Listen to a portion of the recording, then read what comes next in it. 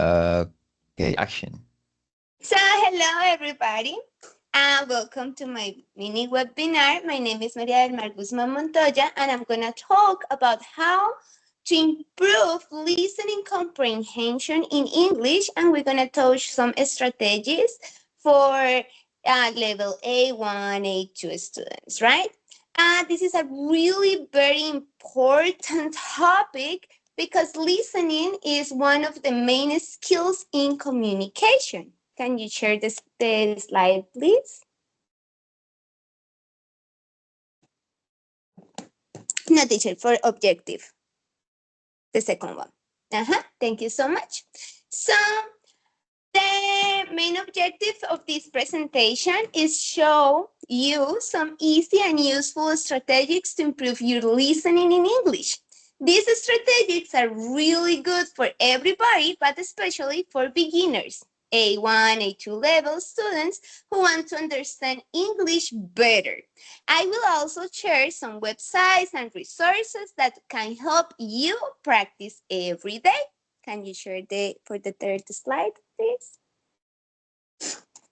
Okay, so what is listening comprehension and why is it important? So, listening comprehension means understanding what you hear in English. It is really important because we listen before we speak. When you watch a video, when you listen to music, when you talk with someone, you need to understand the message, not just the words, right? So a good listening help you speak better, learn new words, and improve your pronunciation. So listening is not a passive, it is an active skill. Next slide, teacher, please. So there are common problems that we can face. Everybody can face them, but beginners especially, right?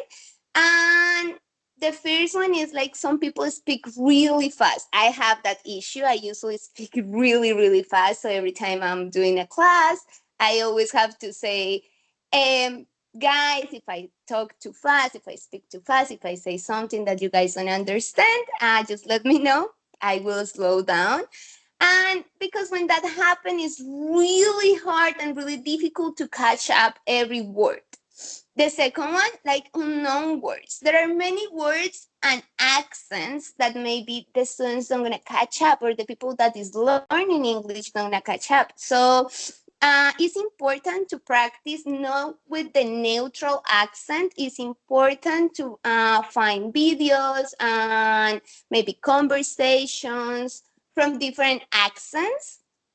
I had to face that issue when I moved out the country, and I can understand people here in Virginia, but in Texas or Connecticut, it's pretty hard because they have this really strong accent. And sometimes when I'm talking with Black people or from other cultures, right? Black people could be Indians, they have their own slangs, and it's really hard to understand every word. So it's important to tell our students or the persons that we are teaching how to improve their listening that the context make the whole conversation or the whole meaning of what they are trying to tell us. Students can feel really nervous and tired and stop paying attention. And sometimes we want to translate everything in our head, but that takes too much time and it's a usual mistake. That, well, no, maybe mistake, but it's not the most recommended stuff to do, right? We need to try to feel the language as natural we can, but these are normal problems and we can solve them with some practice. Teacher, next slide, please. There are easy strategies. And let's talk about some ones that will help us to improve. And the first one, we have listen every day. It's better to listen every day than once, like a lot once a week, yeah, right? If we listen Daily 10 minutes, 5 minutes of something, our listening gonna get better every day. I'm gonna get used to it. And it's nicely to do it a little bit every day than to sit down once per week, like a whole hour to listen a whole recording is kind of hard, right? The second one is use subtitles while we're watching or listening podcasts, videos, movies, shows that will help us to contextualize what they're going on and also help us with vocabulary and the content of the sound of the words. And then listen and write. This is called dictation, and it's when you listen a sentence and you write it down. Then you go back and check if the script was correct. Next slide, teacher, please. We have another one. Repeat what you hear. Actually, this one was a really, really amazing tip and strategic teacher in training, also here in the United, recommend to us not so long ago, and it's called shadowing. And it's when you play the sentence, pause it and repeat it, or try to repeat it in the real time. So it's really good to watch the video, listen in first, and then go back and try to repeat in the real time with the video. So this will help us a lot with our memory, with our pronunciation, and the rhythm. And for last but not least, we have some apps and videos. There are many free tools. For example, there is Duolingo or just YouTube, right? That can help us to keep practicing every day. Next slide, teacher, please. So, I have some resources. These are my top 5 of resources, especially for beginners, but that works for everybody. I recommend it for beginners because they have the option of the beginners, so they can start from their accurate English level. So the first one, we have BBC Learning English. In here we can find short videos, news, and audio lessons, and they are very good for all levels, how I say it before. ESL Lab. This site has many listening activities with questions and vocabulary that will help us. And lyrics training is amazing, especially if you like music, because you can listen the songs you like and complete the missing words. It's like a game, and it's fun way to learn and improve. Next slide, teacher, please. Also, we have YouTube and post and podcast. We can just share the topic. We're gonna find thousands of thousands. We're gonna find um, different accents, different pronunciations, different topics, different speed levels. So that will help us a lot. And next slide, teacher, please.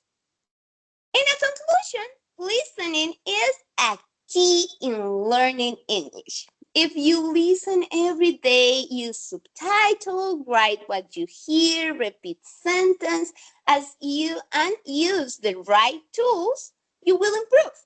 Don't worry if you don't understand everything at first. That happens to all of us, and will keep happening, right? But as soon we keep going, try our best, we're going to improve. And we will get better with time and practice. So we need to remember, just practice, make some progress. Next slide, teacher. So thank you so much. I really, really appreciate your attention. But now I really want to ask you guys something. For any of you, any of my classmates that want to respond, what strategies do you already use to improve your listening? I want to hear you out, girls or teacher. Well, I always watch TV shows in English to improve my listening. Also YouTube videos and some video music from YouTube. Oh, nice. That's amazing. When I start practicing my English, was my camera off the whole time? Oh my gosh, I'm so sorry. Ugh, I'm so sorry. It's my computer. I just came back to Teams. I really like that strategic, to be honest. And do you know what I start doing it? And that's gonna sound kind of silly, but when I listen YouTube videos or TV shows, I like to go back to my childhood shows because I know what's going on. I know what they are saying. I know the vocabulary is easy. But for me, just hear it again in the English way is really helpful. I don't know if some of you have any questions for me. I will really glad and happy to respond them.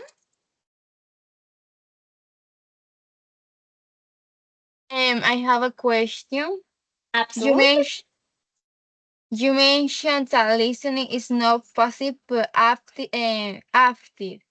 Can you give an example of how students can practice active English at home? What do you mean? How they can practice active English listening? Yes. How I was saying, they can have the TV shows, they can have the YouTube videos, we can practice with some songs, with some conversations you can record. As a teacher, sometimes I really like to record myself as I am talking with my student. So how they do this active and not passive. I record the question and they have the space or the time to respond. It's just a video, so it's not live because it's kind of a homework or like a home activity. And they have to respond what I'm asking, and this is how they became this activity active because they are listening my question or what I'm saying in the conversation, and they have to respond accurate for what we are saying, following the track of what I'm saying or what I'm asking them, even if I'm not there in real life. And then they pause the video, they respond, they pause the video, and the conversation keep going. I usually feel have topics that are in general, so that some other the answer they give it to me back, the conversation will be going with another question. This is one of the strategies I use. I don't know if that responds to your question. Thank you for your answer. You're very welcome. Regarding your question, I used to practice with TEDx videos. This is a famous channel from YouTube where you can watch speeches about any topic you want. I really enjoy doing this for my practice of listening. Thank you so much, Maria del Mar, for your presentation. I would like, of course, to congrats to you. And it was a really outstanding performance. And actually, it remind me something. The tone of our voice is super important, girls, when we develop a presentation or